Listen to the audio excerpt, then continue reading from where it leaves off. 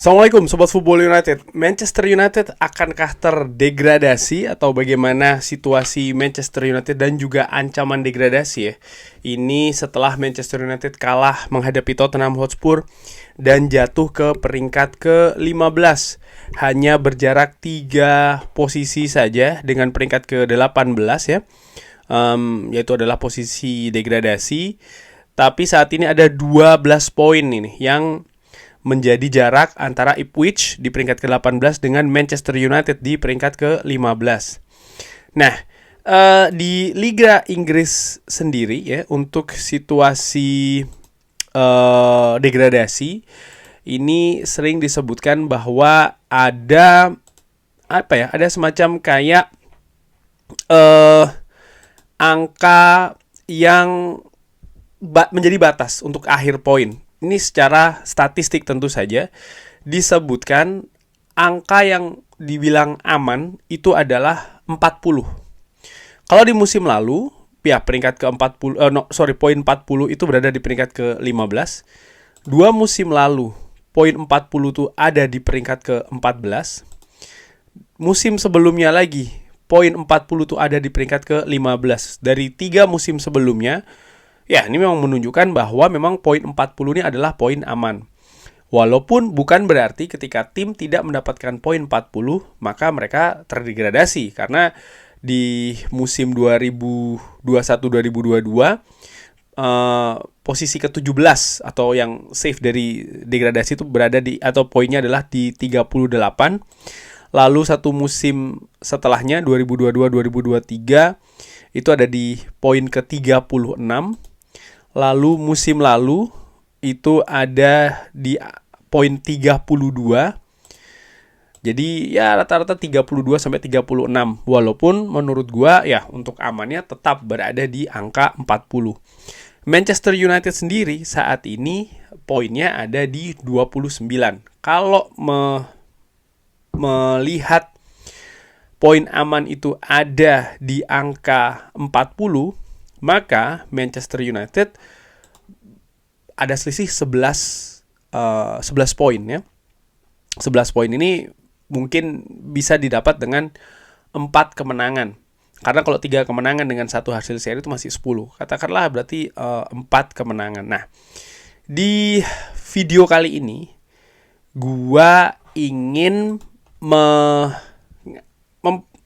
memberikan kayak prediksi ringan amatiran akan di mana kira-kira poin dari Manchester United, atau gini deh, untuk mendapatkan nilai 40, Manchester United butuh mengambil poin dari mana saja. Tentu saja ini hanya ringan amatiran, bisa saja gua juga salah, tapi gua berusaha untuk juga memberikan perkiraan yang yang seobjektif mungkin lah. Gua berusaha demikian, walaupun mungkin kalau masih agak kurang-kurang, ada pendapat lain seperti biasa silahkan drop di kolom komen. Oh ya, yang belum subscribe ya, silahkan juga subscribe di channel ini. Oke.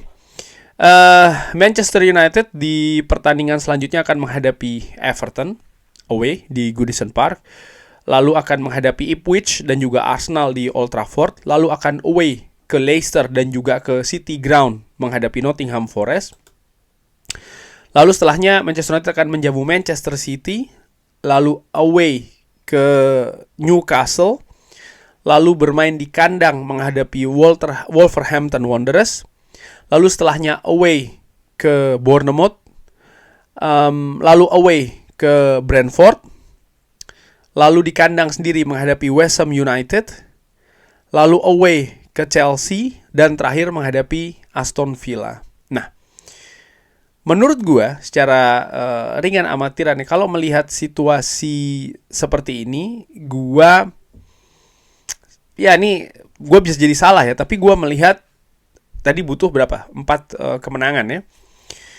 Itu bisa diambil dari Ipswich. Ketika Manchester United menjamu Ipswich. Secara secara peringkat ya, secara performa. Walaupun again, kalau dikatakan ya tapi kan Manchester United menghadapi tim lain seperti ini seperti itu. Ya, artinya memang semua fluktuatif, semua juga susah untuk betul-betul diprediksi 100% akurat. Tapi menurut gue secara ringan amatir, kalau melihat dari situasi saat ini, gue melihat satu, menghadapi Ipswich itu bisa menjadi peluang besar bagi Manchester United untuk mendapatkan kemenangan ya. Lalu ketika Manchester United menjamu West Ham United, itu di memasuki pertengahan bulan Mei, di mana diharapkan ya ada beberapa pemain juga yang sudah bisa kembali lagi. Nah, berarti masih ada 2 match lagi nih yang harus dimenangkan oleh Manchester United. Dan 2 match ini mungkin ketika Manchester United, jadi 2 itu bisa dikatakan peluangnya lebih besar lah ya. Katakanlah seperti itu, 2 pertandingan menghadapi Ipswich dan juga menghadapi West Ham, Manchester United punya peluang yang lebih besar untuk mendapatkan kemenangan. Lalu grade di bawahnya, karena masih tersisa 2 lagi, mungkin ketika menghadapi Leicester away di King Power Stadium, di mana performa dari Leicester juga sangat amburadul sejauh ini ya, bersama dengan Ruud van Nistelrooy. Tapi itu juga bukan hal yang akan jadi mudah bagi Manchester United. Tapi katakanlah oke, bisa mendapatkan. Maka Manchester United butuh 1 lagi. Di situ tantangannya menurut gue. Gue melihat pertandingan Manchester United lainnya, away menghadapi Everton di Goodison Park, ini bukan hal yang mudah ya. Everton sedang dalam performa yang positif menurut gue setelah David Moyes masuk ke Everton. Lalu menjamu Arsenal, menurut gue dengan motivasi Arsenal untuk terus menempel ketat Liverpool dan melihat perbedaan kualitas terutama secara kolektif dan juga performa, ini bukan laga yang mudah. Away ke City Ground menghadapi Nottingham Forest. Nottingham Forest juga sedang berada dalam papan atas ya. Mereka juga menurut gue secara keseluruhan memiliki secara umum rata-rata memiliki performa yang bagus. Mungkin mereka termasuk juga sulit dibendung, apalagi ketika mereka bermain di kandang sendiri di City Ground. Lalu Manchester United akan menghadapi Manchester City di Old Trafford, derby.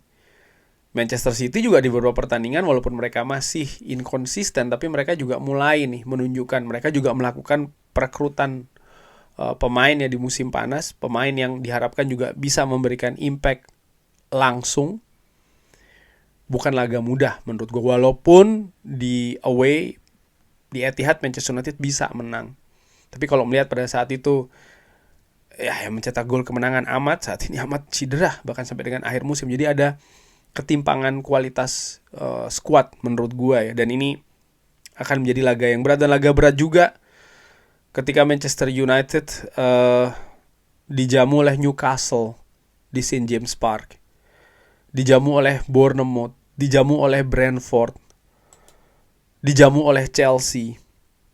Dan di partai terakhir ketika Manchester United harus menjamu Aston Villa, ini juga bukan merupakan partai yang mudah menurut gue, melihat performa juga dari Aston Villa. Ada satu pertandingan yang menurut gue juga mungkin Manchester United punya peluang, yaitu adalah ketika menjamu Wolverhampton Wanderers, di mana Wolves juga saat ini berada di papan bawah. Jadi kalau dihitung-hitungan ya secara ringan amatiran, Manchester United lebih punya, sekali lagi bukan pasti, nggak ada namanya kepastian, apalagi melihat performa dari Manchester United yang sangat fluktuatif. Gue melihat peluang Manchester United untuk bisa mendapatkan poin 40 itu ketika menjamu Ipswich, ketika menjamu West Ham, ketika menjamu Wolves, dan ketika dijamu oleh Leicester. Jadi 4 pertandingan ini merupakan pertandingan yang sangat penting bagi Manchester United. Artinya, ketika Manchester United tidak bisa memaksimalkan 4 pertandingan ini, gue bisa bilang situasi gawat darurat sih. Situasi gawat darurat ya.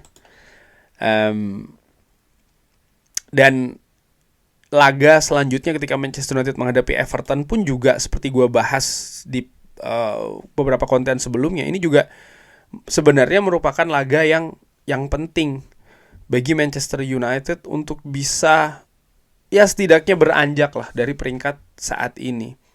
Everton ini berada satu tingkat di atas Manchester United. Kalau Manchester United kalah, maka gap itu akan semakin lebar. Tentu saja ini juga melihat bagaimana Crystal Palace ya di pertandingan-pertandingan selanjutnya, pun juga Tottenham Hotspur. Tapi kalah menghadapi tim atau kehilangan poin ketika Manchester United menghadapi tim dengan peringkat yang dekat ya di seputaran peringkat ke-15 ini kan juga membuat Manchester United akan semakin sulit untuk bisa lebih beranjak lah meninggalkan posisi saat ini. Jadi situasi situasi yang memiliki tekanan dan akan semakin memberikan tekanan kalau Manchester United terus-terusan ya mendapatkan hasil yang tidak maksimal. Namun ya sebelum gua akhiri video ini, sebenarnya pembicaraan kali ini di video ini juga bukan hal yang nyaman buat gue secara ringan amatiran. Membicarakan Manchester United degradasi, tidak degradasi, partai mana saja yang harus diamankan supaya tidak degradasi. Mungkin ada beberapa yang mengatakan atau memiliki pendapat ya sah-sah saja, mengatakan ya lebih baik degradasi sekalian. Tapi kalau gue justru melihat jangan sampai, karena gue sebagai fans, gue berharap Manchester United ini bisa bisa lebih baik, bisa segera bangkit. Dan kalau Manchester United terjerembab sampai degradasi, gue justru berpikir akan semakin besar chaos, kekacauan yang terjadi di Manchester United. Waktu yang dibutuhkan untuk bangkit akan semakin lebar lagi. Ya, mungkin ada beberapa yang mengatakan mungkin dengan Manchester United degradasi, maka akan dilepas oleh Glazer, oleh Ineos, akan ada pemilik baru yang masuk. Ya, itu masih if dan if ya, masih jika dan jika. Walaupun itu kemungkinan juga ada. Namun gue juga melihat dengan masuknya pemilik baru sekalipun, tetap akan ada proses yang dilalui. Dan apalagi ketika proses itu dimulai di Championship, dengan banyak keterbatasan yang ada di Championship. Ini kalau sampai degradasi. Gue tetap berpikiran kalau sampai turun, mau siapapun pemiliknya, mau apapun keadaannya, dibutuhkan riset lagi di Manchester United. Dan melihat keadaan klub seperti ini, dan melihat juga kultur yang terjadi di Championship, ini bukan hal yang mudah bagi Manchester United untuk bisa